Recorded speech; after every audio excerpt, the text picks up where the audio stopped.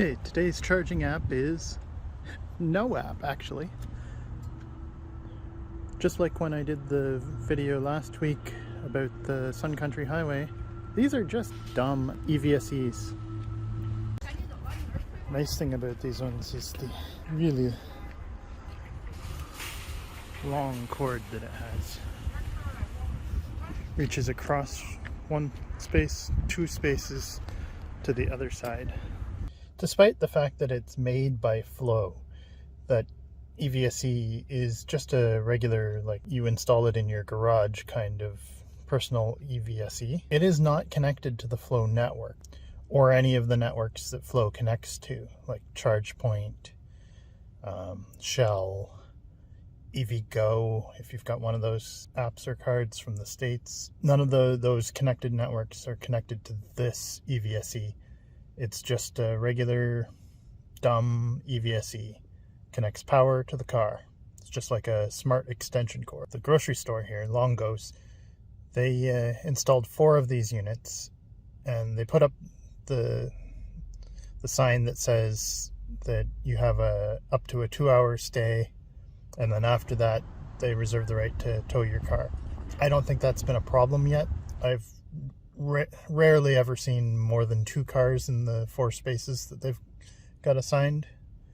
But if ever they did, they might want to consider one of the connected EVSEs instead. Because what you can do, in one of my previous videos, I showed a station that had 3 different charges on it. A ChargePoint station. It had a connection fee.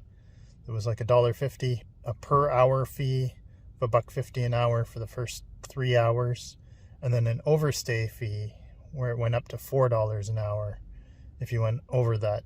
They can assign all those fees, or they can assign any one of those fees, or any combination, right? So for the paid EVSEs, they could say, you know, it's free for the first 2 hours. No connection fee, no per hour fee. But then after that, the overstay fee is, I don't know, $10. And then instead of having to call a tow truck, they just bill the person that's sitting there all night or whatever, right? Don't have to worry about people leaving their car just plugged in, sitting in your parking lot for hours and hours at a time, if that means that they're going to come back to a $20, $30, $40 bill on their credit card. Not a problem. You don't need to involve the towing companies if you can just bill it straight to the person that was using it. So as a car owner, why would you want to use one of these free EVSEs at a grocery store? Well, if you're like me, you probably pass 3, 4, 5 grocery stores on the way between work and home. Why not pick the one that's got free EV charging, or even EV charging for a small fee, right? If you've got a choice between a grocery store where you can do your groceries, or a grocery store where you can do your groceries and get your car charged while you're in there, why wouldn't you? For the grocery store, what's the advantage? Well, exactly that. There's customers that might choose your grocery store over some other grocery store because they can charge their car while they're shopping.